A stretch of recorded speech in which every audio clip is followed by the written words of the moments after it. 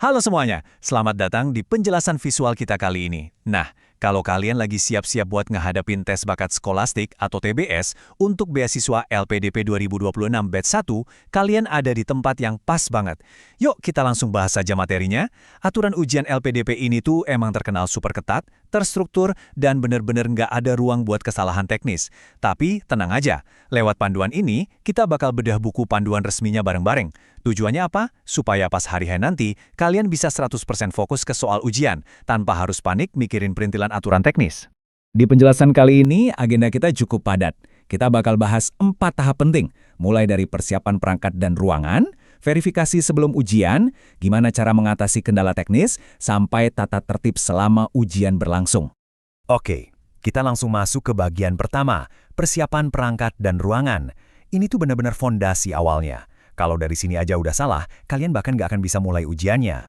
Untuk urusan laptop, speknya itu harga mati alias nggak bisa ditawar. Laptop kalian harus pakai prosesor minimal dual core, OS-nya minimal Windows 8 atau Mac OS Monterey, RAM-nya minimal 2 GB dan sisa penyimpanan atau storage-nya minimal 10 GB. Terus resolusi layarnya minimal 1024x720 pixel, plus wajib ada webcam yang berfungsi normal. Dan satu lagi yang paling krusial, kalian wajib banget menginstal aplikasi exam browser jauh-jauh hari sebelum ikut sesi tryout. Jangan ditunda-tunda ya.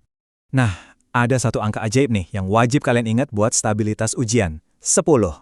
LPDP mewajibkan kecepatan internet kalian itu minimal 10 Mbps. Dan pastiin juga kalian punya kuota internet minimal 10 GB. Kenapa harus segitu? Soalnya kalian bakal jalanin aplikasi ujian yang lumayan berat, barengan sama panggilan Zoom yang nggak boleh putus.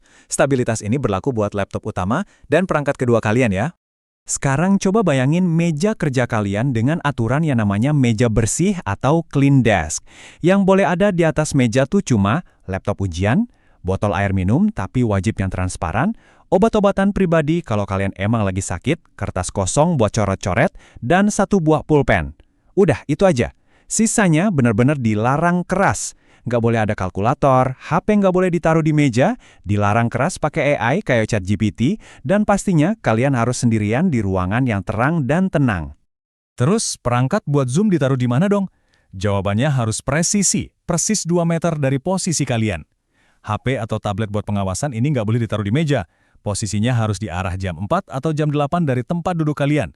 Tujuannya simpel, supaya pengawas bisa ngelihat wajah kalian, meja kerja, dan layar laptop secara bersamaan.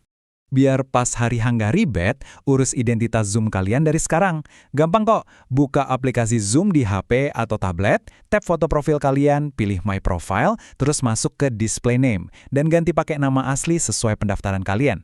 Lakuin ini sekarang juga, biar besok-besok nggak ada drama salah nama pas mau login ujian. Sip, perangkat udah aman. Sekarang kita masuk ke bagian kedua, verifikasi sebelum ujian. Ini momen yang cukup menegangkan karena identitas dan ruangan kalian bakal dicek secara detail banget. Pengawas itu butuh nyocokin wajah kalian sama foto di sistem pendaftaran. Jadi pastikan kalian berpakaian sopan dan rapi. Dilarang keras pakai masker atau penutup wajah.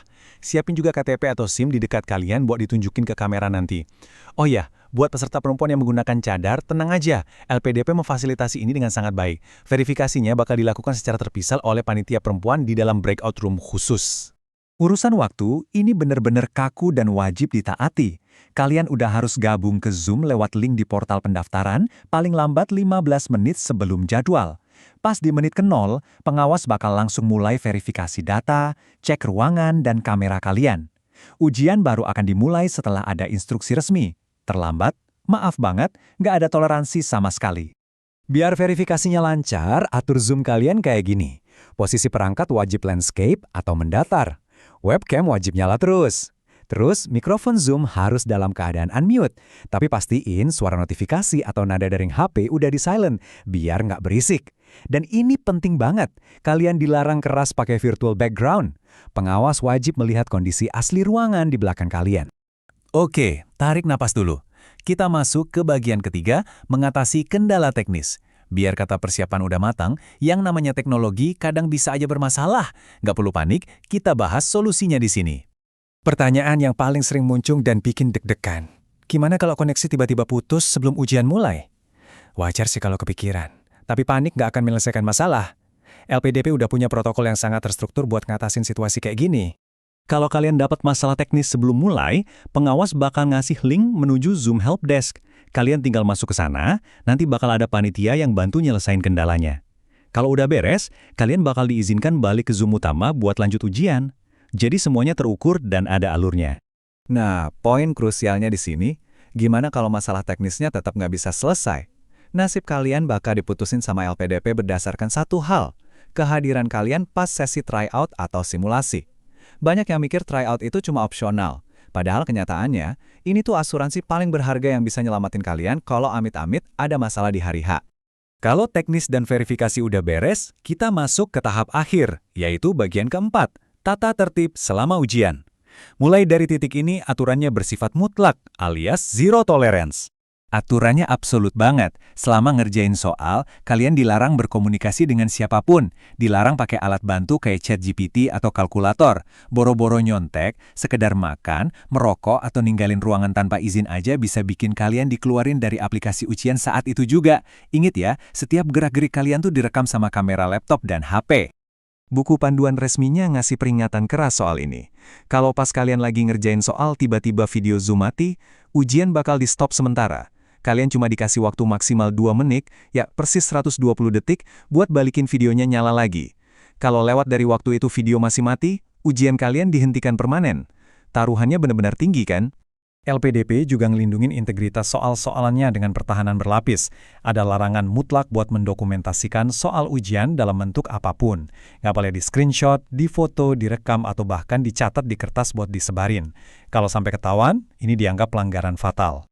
Sebagai pengingat cepat pas ujian lagi berlangsung, mau minum air dari botol bening? Boleh. Minum obat pribadi? Silahkan. Tapi, pastiin kalian mengecilkan volume di perangkat Zoom kalian biar nggak terganggu suara peserta lain. Kalian baru boleh besarin volumenya kalau mau lapor ke pengawas. Dan terakhir, jangan pernah keluar dari pandangan kamera tanpa izin, atau kalian bakal langsung didiskualifikasi. Pada akhirnya, kalau semua soal udah berhasil dijawab, kalian bisa menghela napas lega. Prosedur selesainya simple banget. Cukup keluar dari aplikasi exam browser di laptop, terus tinggalin ruang virtual Zoom. Selesai deh, kalian udah ngelewatin semua sesuai aturan. Ngelihat deretan aturan yang super detail dan kaku tadi mungkin bikin kepala agak pusing ya, tapi coba kita lihat dari sisi positifnya. Kepatuhan seketat ini bukan sekedar aturan birokrasi loh, ini tuh dibikin buat memastikan kalau semua peserta bersaing dengan standar keadilan dan integritas yang sama.